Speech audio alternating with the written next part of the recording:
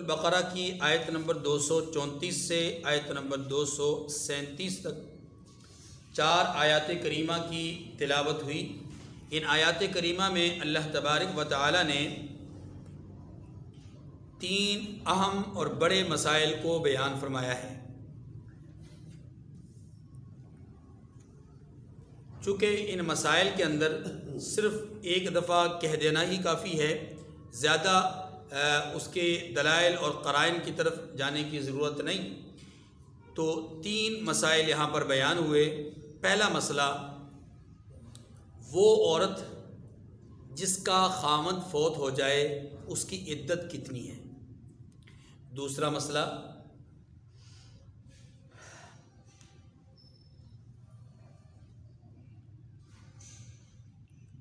دوران عدت پیغام نکاح بھیجنا یا نکاح کرنا، اس کا کیا حکم ہے۔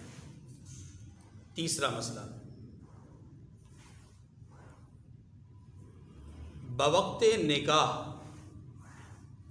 مہر مقرر کرنے کی حیثیت اور مہر کا حکم، یہ 3 باتیں یہاں پر بیان ہوئی۔ پہلا مسئلہ ہے متوفی عنہا، جس کا خامند فوت ہو جائے اس کی عدت۔ شریعت مطہرہ نے عورت کی مختلف حالتیں بیان فرمائیں عدت کے اعتبار سے۔ نمبر 1، وہ عورت جس کا نکاح ہوا لیکن رخصتی نہیں ہوئی اور طلاق ہو گئی، یا اس کا خامند فوت ہو گیا، ایسی صورت میں اس عورت پر عدت نہیں ہے۔ نمبر 2، وہ عورت جس کو طلاق ہو گئی، اس کی عدت کی مجموعی طور پر 3 صورتیں۔ ایک صورت، وہ بیمار ہوتی ہے تو 3 بیماریاں۔ دوسری صورت، اگر امید ہے تو امید کا وضع کرنا۔ نمبر 3، اگر عورت بیمار نہیں ہوتی تو 3 مہینے اس کی عدت ہے۔ تیسری قسم کی وہ عورت کہ جس کا خامند فوت ہو جائے، اس کا حکم، تو اس کا حکم یہ ہے کہ اس کی عدت بھی 2 طرح کی ہے۔ یا تو بیمار نہیں یعنی امید نہیں تو 4 ماہ 10 دن، اور اگر امید ہے تو پھر امید ظاہر ہونے تک عدت میں رہے گی۔ پہلا مسئلہ مکمل ہوا۔ دوسرا مسئلہ،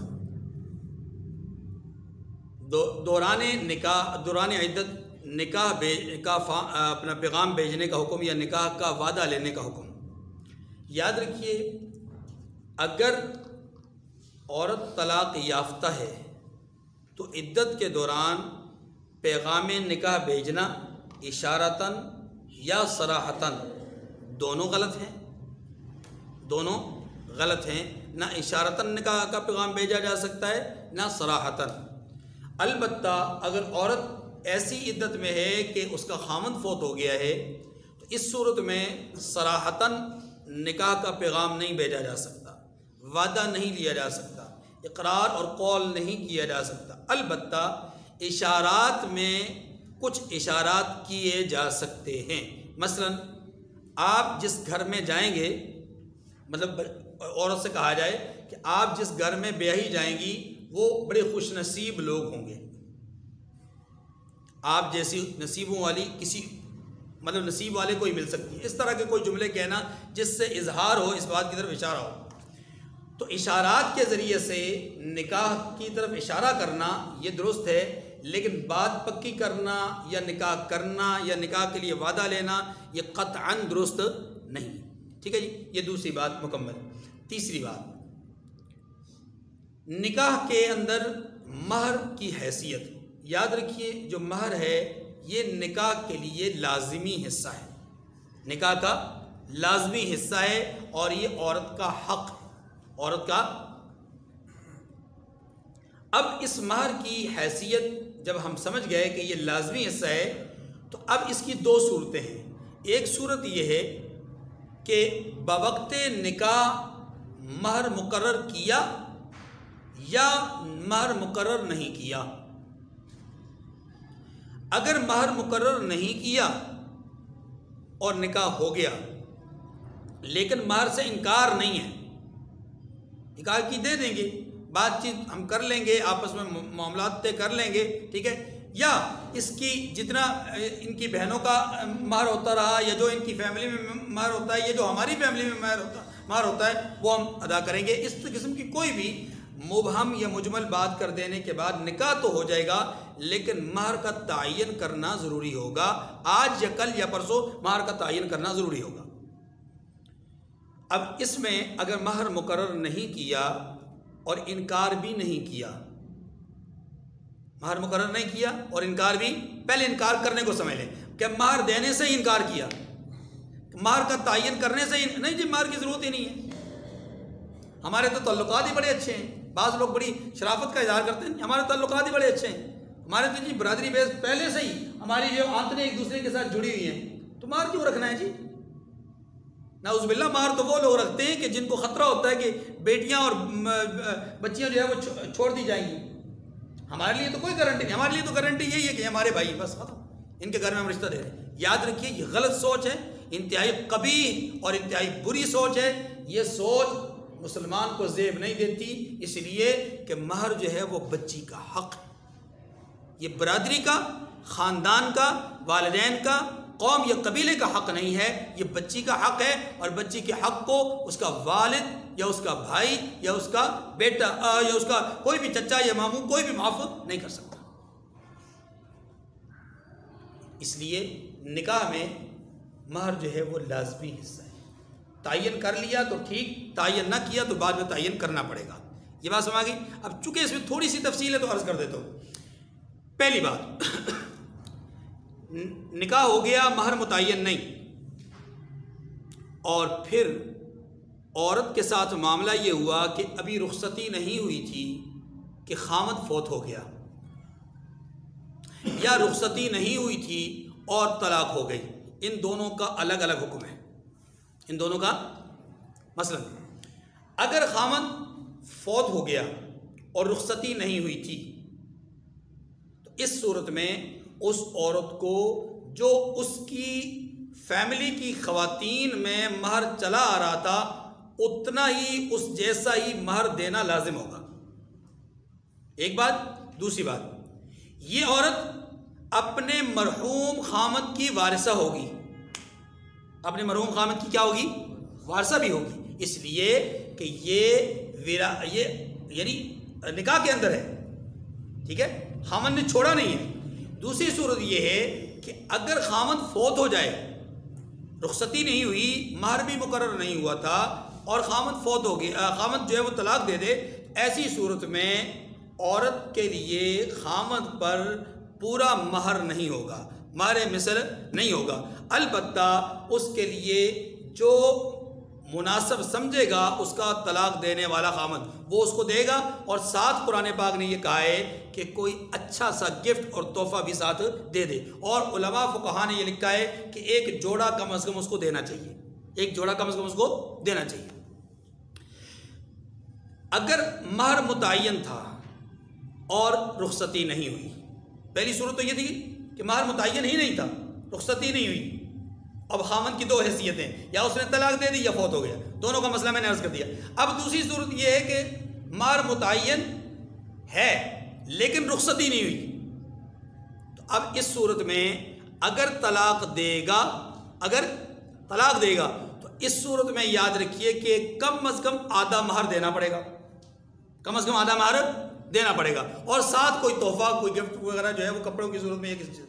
اور دوسری صورت اگر خامن فوت ہو گیا، مہر متعین تھا، اس صورت میں بھی حکم وہی ہوگا کہ پورا کا پورا مہر دیا جائے گا عورت کو، اور ساتھ وراثت میں بھی صحیح اس کو حصہ دیا جائے گا، ٹھیک ہے جی۔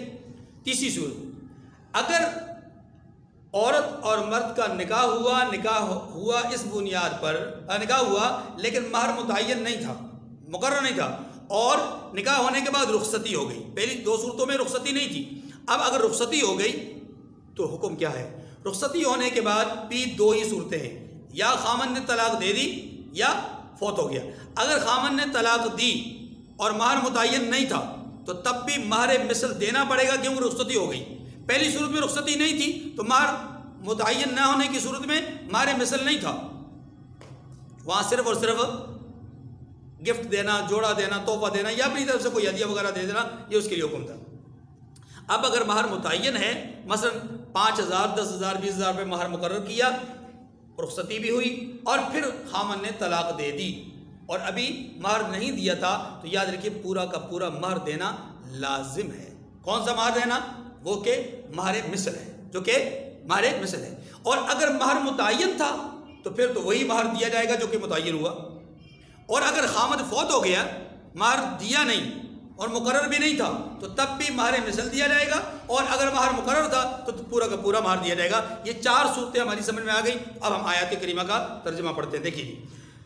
فرمایا والذین یتوفون منکم ویذرون ازواجا یتربصن بانفسہن 4 اشہر وعشرا، اور جو لوگ تم میں سے مر جائیں اور عورتیں چھوڑ جائیں تو عورتیں 4 مہینے اور 10 دن اپنے آپ کو روکے رکھیں۔ اور جب یہ بات جو پہلا جملہ ہے اس میں عورت کی عدت ہمارے سامنے آئی۔ اب تھوڑا سا پس منظر سمجھیے گا، جب یہ آیت کریمہ نازل ہوئی تو اس سے پہلے کے حالات کیا تھے؟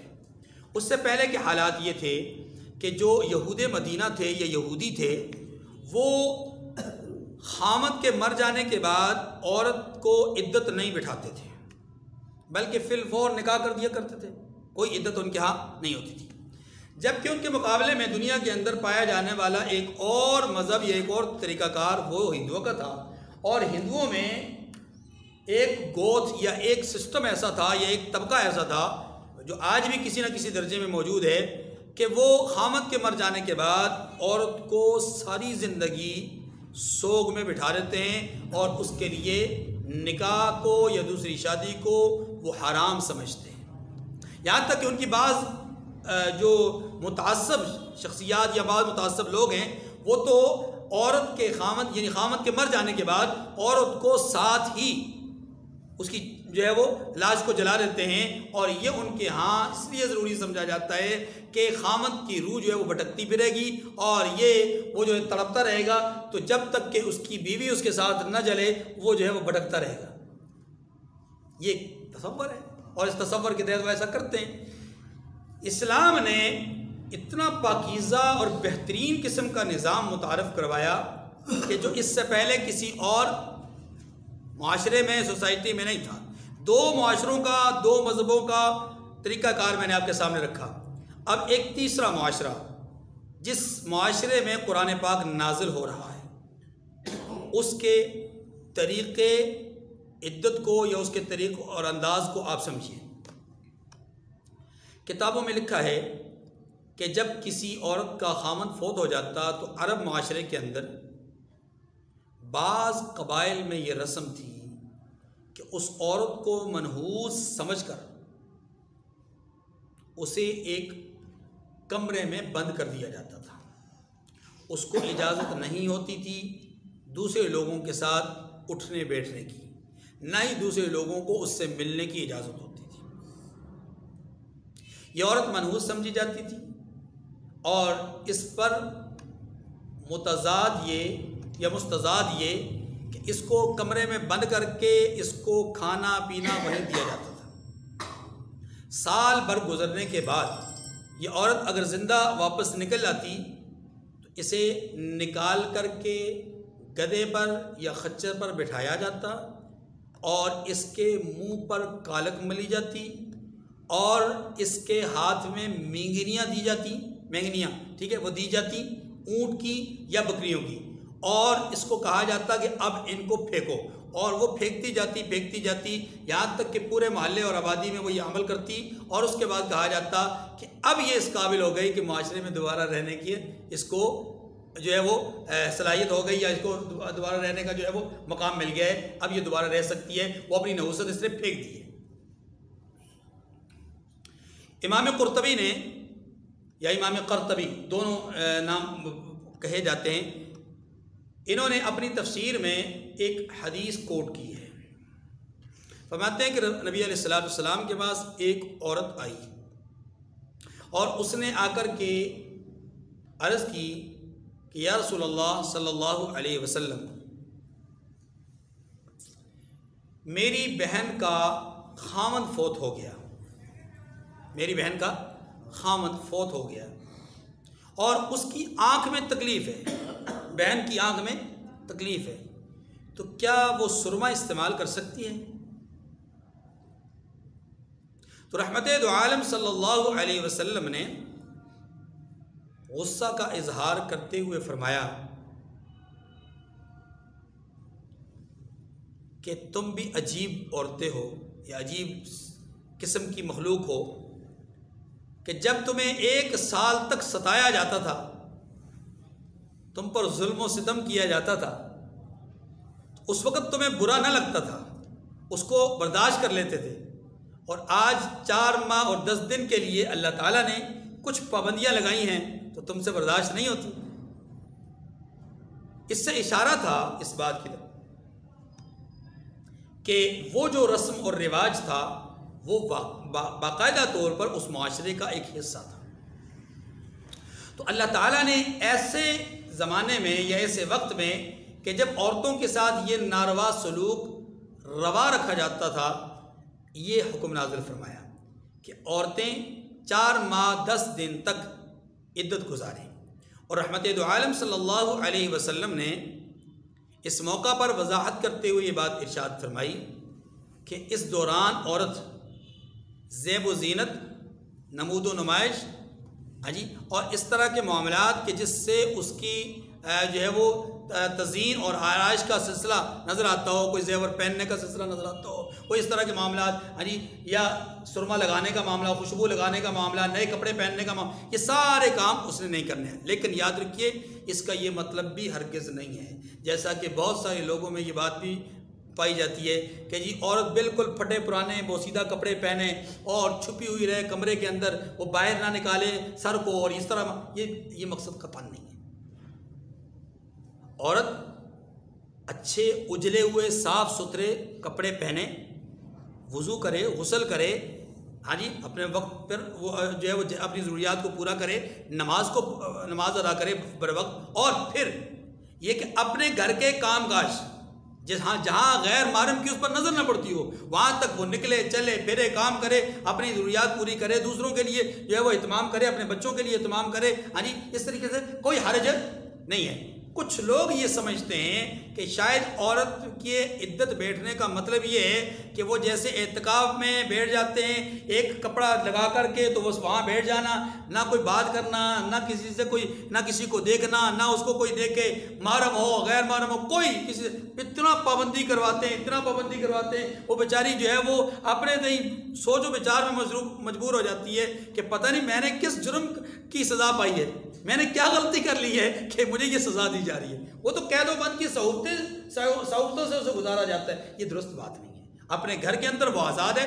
ہاں غیر محرم لوگوں کے سامنے وہ نہیں آئے گی، غیر محرم لوگوں کے سامنے وہ نہیں آئے گی، نہ ان سے فون پہ بات کرے گی، جیسا کہ عام عورت کو بھی غیر محرم کے سامنے آنے کی اجازت نہیں ہے، فون پہ بلا وجہ بلا عذر بات کرنے کی اجازت نہیں ہے۔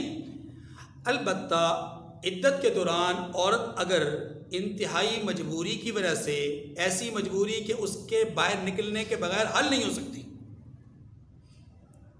تو اگر وہ باہر نکلنا چاہے تو دن کے وقت میں وہ باہر نکل کر کے شام ڈھلنے سے پہلے واپس آ سکتی ہے۔ اسی کے اندر علاج معالجہ بھی ہے، اسی کے اندر اس کی اگر کوئی ملازمت کا ایسا سلسلہ ہے کہ اس کے بغیر یعنی سارا کا سارا انتظام و انسلام خورد و نوش کا اسی نے کرنا ہے، اس کے بچے بہت چھوٹے ہیں، کفالت کرنے والا اور کوئی نہیں ہے، اور ذریعہ معاش یا آمدن کا ذریعہ وہ خود ہی ہے کہ وہ جا کر کے ملازمت کرے گی، کہیں نوکری کرے گی اور نوکری پہلے سے وہ کر رہی ہے، وہ جائے گی تو اس کو تنخواہ ملے گی، ورنہ نہیں تو تنخواہ نہیں دیں گے اور اس کے گھر کا سرکٹ نہیں چلے گا۔ ایسی صورت میں یہ عورت باپردہ حالت میں باہر جا کر کے اپنی ضرورت کو پورا کر کے دن ہی دن میں واپس آ سکتی ہے، لیکن یاد رکھیے گا پردے کا اہتمام ضروری ہے، پردے کا اہتمام بس۔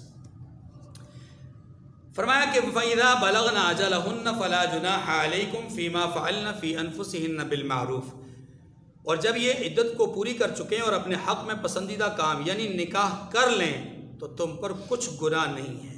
کیا مطلب یہ کہ اب عدت پوری ہونے کے بعد اگر یہ گناہ کرنا چاہیں، یہ نکاح کرنا چاہیں تو کوئی حرج والی بات نہیں، مقصد یہ آگے فرمایا واللہ بما تعملون خبیر، اور اللہ تمہارے سب کاموں سے واقف ہے۔ پہلا مسئلہ ختم، دوسرا مسئلہ ولا جناح علیکم فیما عرضتم به من خطبۃ النساء او اکننتم فی انفسکم۔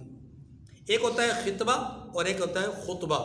خطبہ وہ ہوتا ہے جو ہم تقریر، وعظ، نصیحت وغیرہ اس کو کہتے ہیں، اور خطبہ کہتے ہیں پیغام بھیجنا، ٹھیک ہے جی۔ تو خطبۃ النساء کا مطلب کیا ہے؟ عورت کو نکاح کا پیغام بھیجنا۔ ولا جناح علیکم، اور اگر تم کنائے کی باتوں میں عورت کو نکاح کا پیغام بھیجو یا نکاح کی خواہش کو اپنے دلوں میں مخفی رکھو، فرمایا اس پر تم میں کچھ گناہ، یعنی اس عمل کے نتیجے میں تم پر کوئی گناہ نہیں ہوگا، اشارتاً کہہ دو یا دل میں ہی چھپا لو۔ علم اللہ انکم ستذکرونہن، اللہ کو معلوم ہے کہ تم ان سے نکاح کا ذکر کرو گے، مگر ایام عدت میں ان کے سوا کہ دستور کے مطابق کوئی بات کہہ دو، پوشیدہ طور پر ان سے قول و قرار نہ کرنا۔ یہ ہے وَلَٰكِن لَا تُوَاعِدُوهُنَّ سِرًّا إِلَّا أَن تَقُولُوا قَوْلًا مَّعْرُوفًا کا معنی کہ اللہ کو یہ بات تو معلوم ہے کہ تم یہ پیغام نکاح بھیجو گے، لیکن اشارات کر لو، صراحتاً نہ کرنا۔ صراحتاً یہ آپ نے عقد نہیں کرنا۔ الا ان تقولوا قولا معروفا، مگر یہ کہ تم دستور کے مطابق کوئی بات کر دو، یعنی ایسے اشارات میں کچھ باتیں کر دو۔ ولا تعزموا عقدۃ النکاح حتى يبلغ الكتاب اجلا، یہاں پر وہ بات کہی گئی کہ جب تک عدت پوری نہ ہو نکاح کا پختہ ارادہ نہ کرنا، یعنی نکاح نہ کرنا یا نکاح کا وعدہ مت لینا۔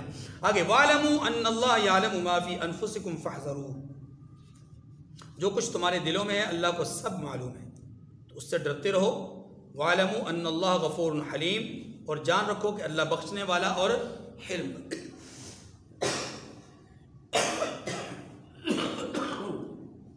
دوسرا مسئلہ ختم۔ اب تیسرا مسئلہ وہ ہے مہر کے حوالے سے۔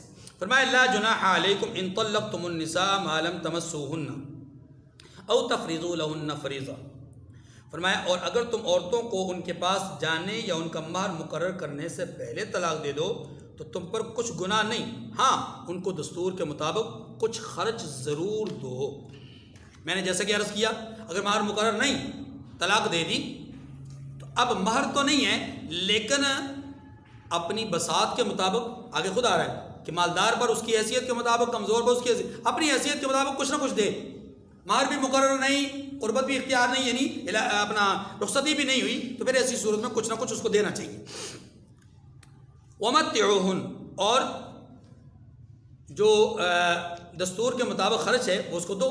عَلَى الْمُوسِعِ قَدَرُهُ وَعَلَى الْمُقْتِرِ قَدَرُهُ، یہ جو خرچ ہے یہ کتنا ملنا چاہیے؟ تو اس کا جواب اللہ تعالیٰ نے خود فرما دیا، فرمایا کہ مقدور والا اپنے مقدور کے مطابق، یعنی صاحب حیثیت اپنی حیثیت کے مطابق، اور تنگ دست اپنی حیثیت کے مطابق دے، بس اتنی سی بات۔ فرمایا متاعا بالمعروف، اللہ اکبر، یہ جو خرچ دینا ہے یہ ایک اچھا دستور اور اچھا طریقہ ہے یا احسان کا معاملہ ہے، ٹھیک ہے، اس کو ادا کرنا چاہیے۔ حقاً علی المحسنین، نیک لوگوں پر یہ ایک طرح کا حق ہے، اس حق کو ادا کرتے رہنا چاہیے۔ وَإِن طَلَّقْتُمُوهُنَّ مِن قَبْلِ أَن تَمَسُّوهُنَّ وَقَدْ فَرَضْتُمْ لَهُنَّ فَرِيضَةً، دوسری صورت فرمایا اگر تم عورتوں کو ان کے پاس جانے سے پہلے طلاق دے دو لیکن مہر مقرر کر چکے ہو، مہر مقرر کر چکے ہو، تو اب کیا ہوگا؟ تو فرمایا کہ اب اس کا آدھا مہر دینا پڑے گا، جیسا کہ میں نے عرض کیا تھا فَنِصْفُ مَا فَرَضْتُمْ، تو اس کا آدھا مہر دینا پڑے گا، ہاں إِلَّا أَن يَعْفُونَ أَوْ يَعْفُوَ الَّذِي بِيَدِهِ عُقْدَةُ النِّكَاحِ، اگر عورتیں مہر بخش دیں یا مرد جن کے ہاتھ میں عقد نکاح ہے اپنا حق چھوڑ دیں تو پھر کوئی حرج نہیں۔ اب اس بات کو ذرا سمجھیے گا، عورت اپنا حق مہر معاف کرے تو یہ بات تو سمجھ میں آتی ہے، مرد اپنا حق معاف کرے تو یہ بات سمجھ میں نہیں آتی، اس کو سمجھیے گا ذرا۔ مثال کے طور پر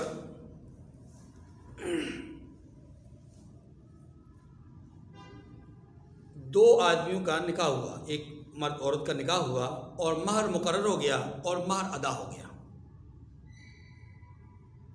مہر ادا ہو گیا، 10,000 روپے مہر مقرر ہوا، 10 کا 10,000 ادا ہو گیا، رخصتی نہیں ہوئی، رخصتی نہیں ہوئی۔ اب کسی وجہ سے کوئی بھی سبب کوئی بھی معاملہ بنا، مرد نے عورت کو طلاق دے دی رخصتی سے پہلے، تو شریعت کا حکم کیا ہے؟ کتنا مہر دینا ہے؟ آدھا مہر دینا۔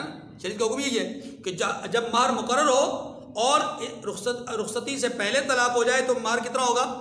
تو کتنا بنتا تھا مہر؟ 5000، دیا کتنا؟ 10000۔ اب شریعت یہ کہتی ہے کہ جو 10 دے دیا بنتا کتنا تھا؟ 5۔ اب 5 تو ہے بیوی کا حق، اور 5 اس میں کس کا حق ہے؟ مرد کا۔ تو قرآن پاک نے کہا ہے کہ یا تو بیوی اپنا حق معاف کر دے یا خاوند اپنا حق معاف کر دے۔ بیوی اپنا حق معاف کرنے کی صورت یہ ہے کہ مہر مقرر تھا، دیا نہیں، ابھی مہر مقرر تھا، دیا نہیں، اور رخصتی سے پہلے طلاق دے دی، تو آدھا مہر دینا چاہیے تھا نا، 5000 دینا چاہیے تھا، لیکن ابھی مہر بجوایا نہیں، عورت کہتی ہے جا میں نے تجھے بخش دیا، وہ صورت وہ ہے۔ اور اگر مہر دے دیا جو مقرر کیا تھا فوراً ادا کر لیا، رخصتی نہیں ہوئی، تو اب 5000 تو اس کا حق بنتا تھا، وہ اس نے رکھنا تھا، 5000 جو خامد کا حق تھا وہ بھی اس کے پاس چلا گیا۔ اب شریعت کہتی ہے کہ اگر خامد بھی اپنا حق معاف کر دے تو کوئی گناہ کی بات نہیں ہے، یعنی 5 تو اس کا حق بنتا تھا، 5 وہ اس نے جو ایکسٹرا دیا وہ واپس نہ لے، تو اس میں عورت کے لینے پر کوئی گناہ، ایک صورت۔ اور دوسری صورت یہ ہے کہ الا یعفون او یعفو الذی بیدہ عقدۃ النکاح، کہ جس کے ہاتھ میں عقد نکاح ہے وہ معاف کر دے۔ اس سے بعض لوگوں نے دوسری صورت یہ لی ہے کہ جو لڑکی کا ولی ہے وہ اگر حق مہر معاف کر دے تو اس کو بھی معاف کرنے کا حق ہے، لیکن یاد رکھیے یہ بعض حضرات کا قول ہے، جمہور کا قول نہیں ہے، کیونکہ جو حق مہر ہے وہ بچی کا حق ہے، ولی کا حق نہیں، اس لیے ولی معاف نہیں کر سکتا۔ معاف کون کرے گا؟ یا عورت کر سکتی ہے یا مرد نے اپنا حق جو دیا ہوا ہے ایکسٹرا وہ واپس نہ لے اور معاف کر دے، دونوں صورتیں جائز ہیں۔ وَلَا تَنْسَوْا الْفَضْلَ بَيْنَكُمْ إِنَّ اللَّهَ بِمَا تَعْمَلُونَ بَصِيرٌ، اور آپس میں بھلائی کرنے کو فراموش نہ کرنا۔ کیا مطلب یہ کہ اگر یہاں پر ایک پیغام دیا گیا ہے، طلاق کے ان مسائل کو بیان کرنے کے بعد ایک بات کہی گئی ہے، آپ اس پہ غور کیجیے گا، یہ ہمارے معاشرے کے منہ پر ایک تماچا ہے، یا ہمارے معاشرے کو ایک بہت بڑا سبق دیا جا رہا ہے، ہمارے معاشرے کو ایک بہت بڑا جو ہے وہ پیغام دیا جا رہا ہے۔ ہمارے ہاں ہوتا یہ ہے کہ اگر پہلی صورت تو یہ ہوتی ہے کہ کسی کے ہاں رشتہ لینے جائیں، اگر وہ کسی وجہ سے انکار کر دیں تو پہلے تو وہیں سے بائیکاٹ ہو جاتا ہے نا، وہ جی ان کی اوقات کیا تھی، انہوں نے ہمیں انکار کر دیا، انہیں انکار کرنا ہی نہیں چاہیے تھا۔ یہ اچھا کسی موقع پر ان سے پوچھیں تو وہ خود ہی کہیں گے جناب رشتے آسمانوں پہ بنتے، جوڑے آسمانوں پہ بنتے ہیں۔ اب جوڑے آسمانوں پہ بنتے ہیں تو آپ پھر اپنے چچا کے ہاں اور فلاں کے ہاں منہ موڑ کے کیوں بیٹھے ہوئے؟ نہیں جی ان کا کام تھا نا، وہ انکار تو نہ کرتے نا کم سے کم۔ یہ بات نہیں، ایک طرف آپ کا نظریہ یہ ہے کہ رشتے یا جوڑے جو ہے وہ آسمانوں پہ بنتے ہیں، اور دوسری طرف اگر کوئی انکار کر دے تو آپ منہ بنا کر بیٹھ جاتے ہیں۔ پہلے تو یہ طریقہ ہی غلط ہے۔ نمبر 2، اگر کہیں خدا نخواستہ کوئی ایسا معاملہ ہو جائے کہ بچی کو، بیٹی کو، بہن کو طلاق ہو جاتی ہے تو جی دشمنیاں شروع ہو جاتی ہیں، طلاق کیوں ہوئی ہے جی، انہیں چھوڑا کیوں؟ حالانکہ اس پہ اسے سوچنا چاہیے، ممکن ہے کہ ہماری بچی کا قصور ہو، اور اگر اس کا قصور نہیں ہے، اس کا قصور ہے تو اللہ تو دیکھ رہے ہیں نا، اللہ بہترین منتقم ہے، اللہ انتقام لیں گے، اللہ پکڑیں گے۔ ایک عورت کے ساتھ، ایک خاتون کے ساتھ، ایک معاشرے میں ایک فیملی اور خاندان کے ساتھ تم نے زیادتی کی ہے، اللہ تمہیں انتقام سے، اللہ تمہیں پکڑ سے محفوظ نہیں رکھیں گے، تمہیں ضرور پکڑیں گے، اس کا کہیں نہ کہیں تمہیں بدلہ چکانا پڑے گا۔ یہ بات سمجھ گئی؟ اس لیے ہمیں ناراضگیوں کے بجائے اپنے رویوں میں تبدیلی لانے کی ضرورت ہے۔ اب یہاں پر قرآن پاک کیا کہہ رہا ہے؟ قرآن پاک اسی بات کی طرف اشارہ کر رہا ہے کہ یہ جو اتنے طلاق کے مسائل آپ نے پڑھے، ان طلاق کے مسائل پڑھنے کا یہ مطلب ہرگز نہیں ہے کہ تمہارا ایک دوسرے کے ساتھ کٹاف ہو جائے، ہاں جی اپنا بندوقیں لے کر ایک دوسرے پر جو ہے وہ چڑھ دوڑو اور حملہ آور ہو جاؤ، نہیں، فرمایا وَلَا تَنْسَوْا الْفَضْلَ بَيْنَكُمْ۔ یہ جو طلاق کے معاملات ہوتے ہیں یا چھوڑنے اولادگی کے معاملات ہوتے ہیں، ان کو بس تقدیر کے فیصلے سمجھتے ہوئے، دعا تو یہی کرنی چاہیے، اللہ تعالیٰ کسی کے گھر میں بھی اس طرح کا کوحرام نہ مچائے، لیکن اگر کہیں خدا نخواستہ کوئی ایسی صورت ہو جائے، اللہ پاک نے اس کے لیے حوصلہ دیا ہے، فرمایا وَلَا تَنْسَوْا الْفَضْلَ بَيْنَكُمْ، آپس میں بھلائی کرنے کو فراموش نہیں کرنا، یعنی ایک دوسرے سے بھلائی کرتے رہنا، ایک دوسرے سے منہ مت موڑ لینا، نفرتوں کا اظہار مت کرنا، دشمنیاں مت پیدا کرنا، اور ایک دوسرے سے جو ہے وہ صدیوں کی دشمنیاں مت اپنا لینا، بلکہ ایک دوسرے کو معاف کرنے کا، ایک دوسرے سے خیر خواہی کا، ایک دوسرے سے بہتری کا، فضل کا، بھلائی کا یہ سوچنا اور اس کا عمل کرنا، اور یہ ایک بہترین ترغیب ہے۔ یہ وہ باتیں ہیں جن پر ہمیں عمل کرنا چاہیے خاص طور پر۔ فرمایا ان اللہ بما تعملون بصیر، اس میں کوئی شک نہیں ہے کہ جو کچھ تم کر رہے ہو اللہ اس کو دیکھ رہا ہے۔